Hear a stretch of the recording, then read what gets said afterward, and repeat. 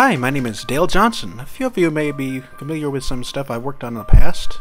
I made a game called Block Drop a long time ago that nobody really remembers or cares about. Yes, I shouldn't, it wasn't very good. But I also made a game called The Pickles once. And that was a block pushing puzzle, and it was pretty neat. Went over pretty well, and this is something I've been working on lately. It's an adventure game called Junction, as you can see up here. And this is our protagonist. Her name is Serenity. And you may notice she has a face, which is kind of unusual for classic adventure games.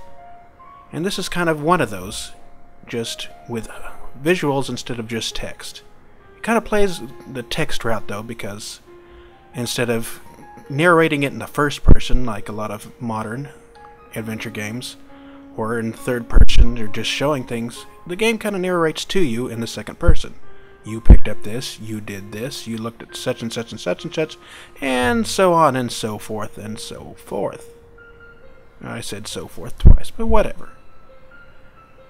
Now, I'm going to go ahead and jump to a section of the game. I don't really want to give away the beginning, because it's not done enough to where I feel I can show it. So I'm just going to continue on.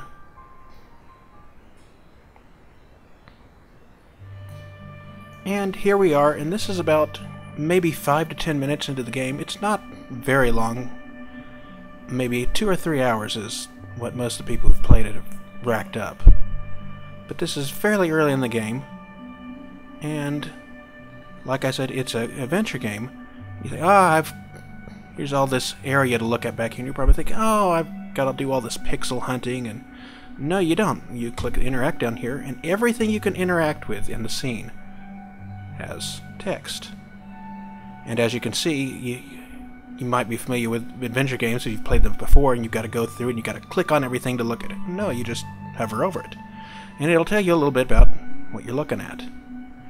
And then as you can also see, it's telling you what happens when you click on it. Here, the fence you climb, you can move the fallen branch, you can check the light, you can search the forest, so on and so forth.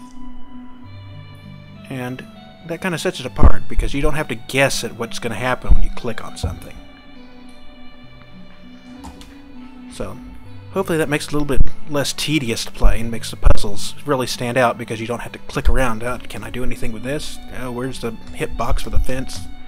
No. Of course, here we have a couple of our characters, and that's kind of what sets Junction apart a little bit.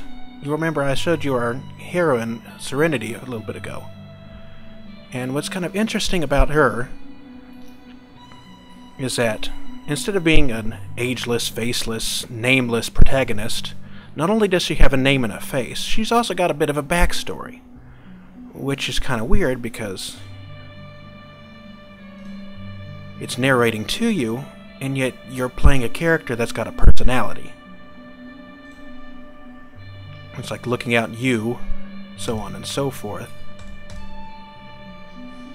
And what's even more interesting about that is that you have this character right here. His name is Travis. Well, he's not just kind of a standalone throwaway character. Travis is your son. He is Serenity's son, so he's your son, basically. Which kind of builds on that idea of you're playing a protagonist in the second person that has connections to other characters. And for some people that's going to be kind of weird. You're playing as a woman. And I mean, I guess I could go back and Travis would be your nephew and so forth, and you wouldn't have a connection to him, or he could just be some random kid. But the story wouldn't really be the same to me, and that's the story I want to tell, is a story with specific connections between characters. So if you're kind of into role-playing, and I'm not talking Dungeons and Dragons, roll dice, and counting numbers kind of role-playing, if you're into just pretending and being a character and filling the character's shoes, you'll probably get a lot more out of Junction than somebody who wants to have the game narrated to them in the first person by the character.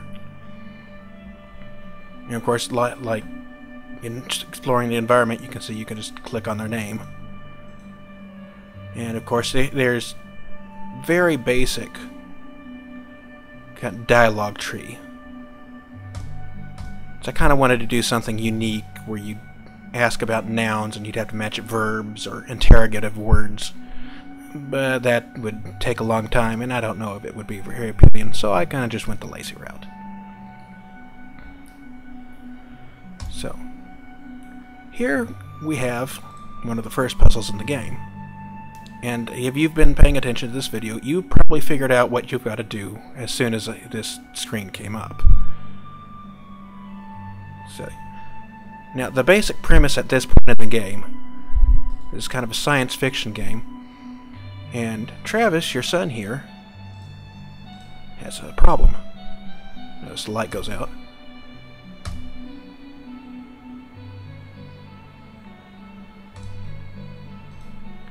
He has streetlight interference.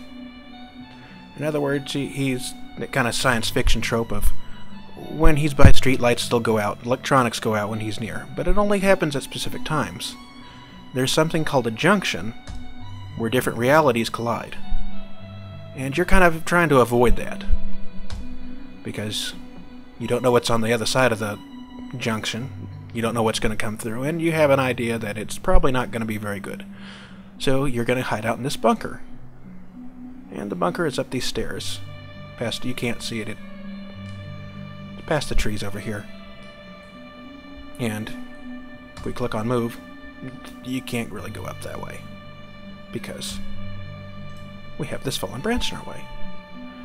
And if we try to move it, it says it's too big to move. It's even hinting that it's a simple puzzle. The game is aware that this is a simple puzzle. It is making fun of you because you cannot figure it out. Can we climb the fence? Well, of course you can, because you're awesome.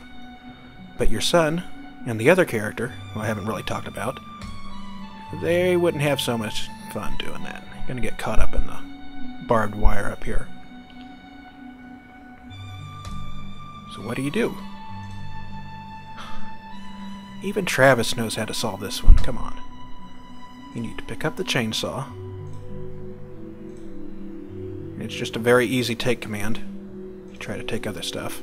It'll tell you why. If it seems like it's reasonable, you should be able to take it. It'll tell you why you can't, usually. Yes, we know. Go to your inventory. You can tell I'm not done with this yet. Where's the chainsaw? This is an item. And like the interacting with other things, you can see when you flip through your inventory here, it gives you you don't have to click on it to see what it is. It'll tell you down at the bottom of the screen, this is such and such and such and such. And it'll give you a little description of what it is. And this pops up, and we're going to go use. And we will use the chainsaw on the fallen branch. Ta-da! And then he talks to you.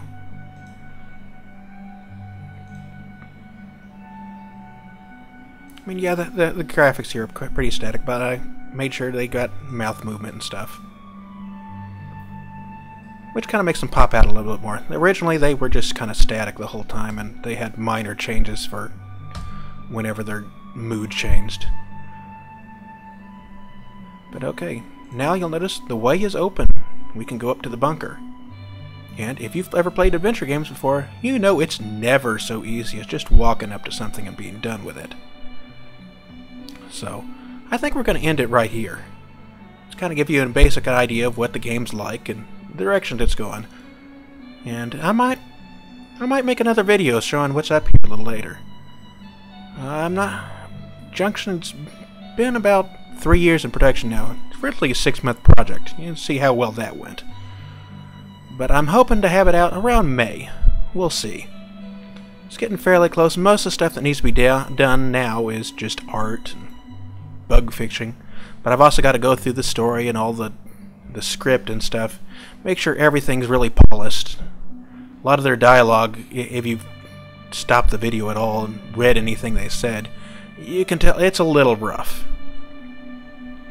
So they kind of need a little bit more polish to really make it stand out. Hopefully you've enjoyed this preview of the game, and hopefully you'll be interested in playing it when it comes out.